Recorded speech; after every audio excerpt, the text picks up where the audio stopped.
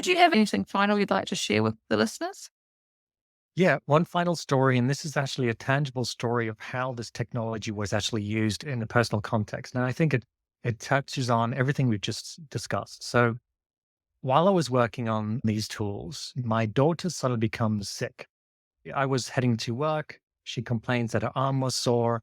And I think, oh, well, maybe she just slept on it funny. I didn't think anything of it. I left for work. 5 hours later, she was in hospital, um, almost completely paralyzed. And so this was a rare polio-like illness. The doctors didn't really know what was happening, but there was very little that the doctors could do, and the chance of recovery were very low. It was less than 2%. So we were stuck in this situation where there was little hope for recovery. However, we knew that there were possible solutions out there. We did a whole bunch of Googling that night. We found that there was cutting edge research that was building these brain controlled exoskeletons to help paralyzed people move. And then over several months, it would rehabilitate their damaged motor neurons. So we searched some more. Okay, how do we build this brain controlled exoskeleton? How do we do this? We reached out to these research labs. They didn't want to share things with us because they were doing it behind closed doors in silos. So how do we do it ourselves? Well, if we go on Google, there's no course for how to build a brain controlled exoskeleton. Even if you go to, I reached out to Stanford and Harvard and the top schools in the world. Hey, you know what? I want to build this brain controlled exoskeleton. Can you help me? They couldn't help us, right? Because they're fundamentally not geared towards solving this type of problem. So we were forced to use the tools that we were building to try and experiment. Well, could we actually generate this curriculum ourselves? Could we actually build a brain controlled exoskeleton ourselves using these tools that we were working on? And then over the course of several months, we used these tools. We tapped into the collective intelligence of thousands of experts around the world.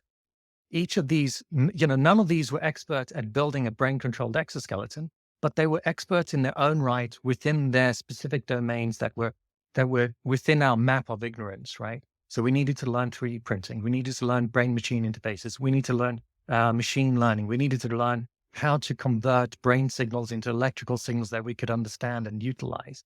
All of these had particular experts at that granular concept. And so the technology we were building was helping us tap into that collective intelligence around the world. And in just 7 months, we learned and built a brain controlled exoskeleton, which was totally unheard of. We were learning so fast, our doctors couldn't even keep up with the rate at which we were learning. And this was completely unheard of. And a couple of months after we built this, I was in the kitchen cooking food, and my daughter comes up to me, and um, she's not wearing she wasn't wearing the exoskeleton. And she says, "Hey, mom and dad, guess what I can do?" And she started to use her arms again, as if nothing had happened. Within a matter of months, she was regaining the strength in her arms. And it was so fascinating. It took us 7 months. We tapped into the collective intelligence of thousands of people around the world, built this device that our doctor said was impossible for us to build. And now she goes around to medical conferences sharing her story. I think this is the reality we could be offering our students. What if our educational systems allowed our students to tap into something that's intrinsically motivating for them to learn? What if she could learn how to build a brain controlled exoskeleton instead of spending 10 years first at medical school and then another 10 years at whatever to specialize? Imagine you could do that instead of in 20, 30 years, you could do that in 7 months like we did. This is the power of these type of technologies, the type of technologies that allow us to develop curricula in real time, that allows us to tap into someone's intrinsic motivation to learn. This is the future that I'm excited about. This is the future that is so positive. I'm so optimistic about this particular future. I can't wait.